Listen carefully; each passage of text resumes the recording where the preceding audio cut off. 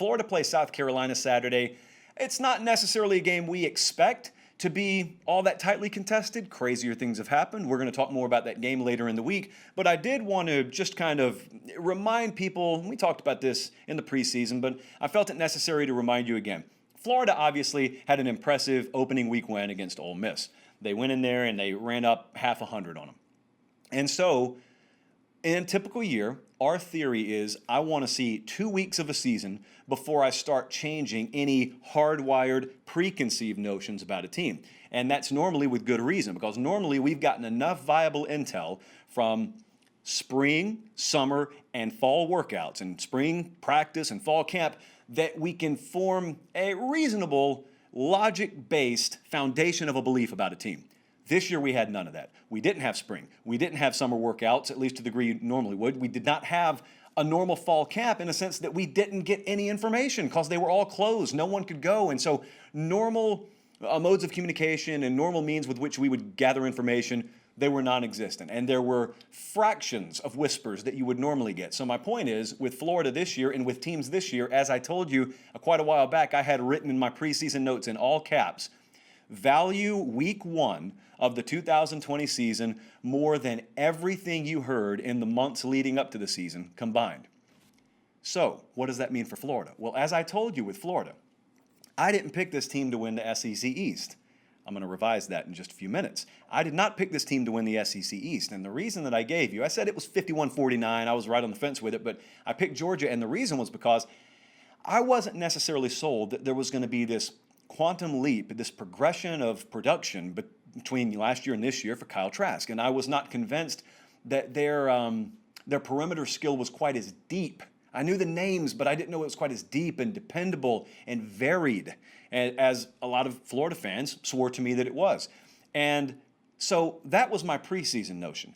I watched them play Ole Miss. They just carved Ole Miss up. I could have probably named a score a lot higher than they did.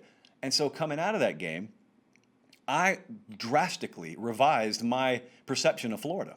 And I was not bashful about it. I'm not bashful about it now. That's only a couple of days old now. I'm not bashful about it now. I'm telling you unequivocally, and I don't mind doing this, I picked Georgia to win the East. If I made that decision again today, I would have totally 180'd on that. I would absolutely pick Florida to win the SEC East if we were to turn in those predictions today.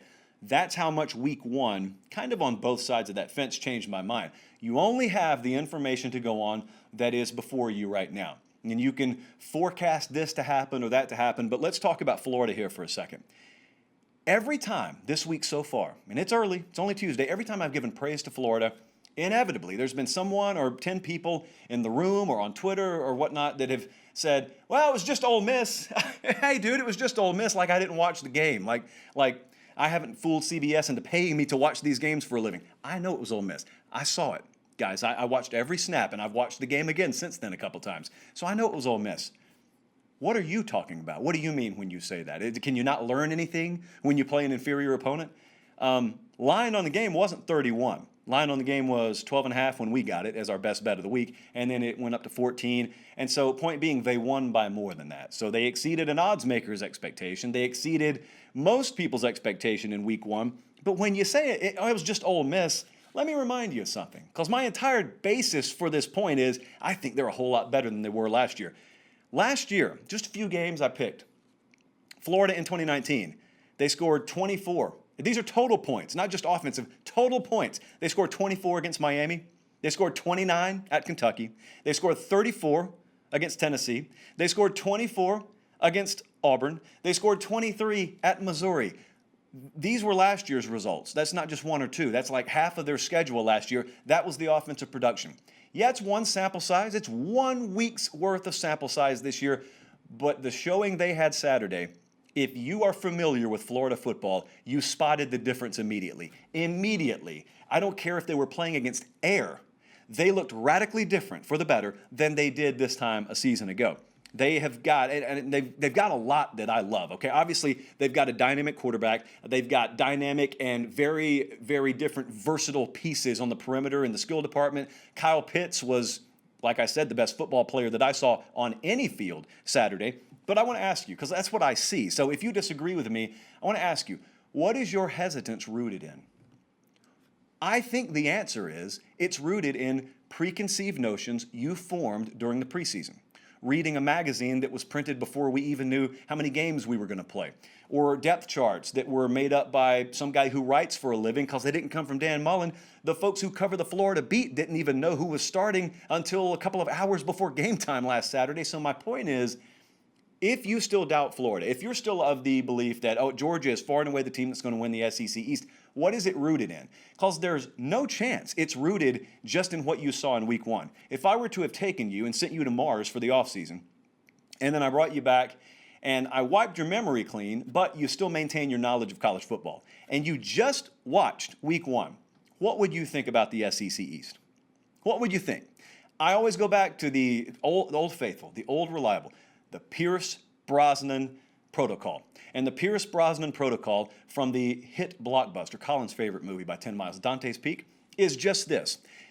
He was looking around at that little town just outside of Dante's Peak, and it's a volcano movie. And he said, he's a geologist. He said, we need to put this town on alert. And no one wanted to put the town on alert.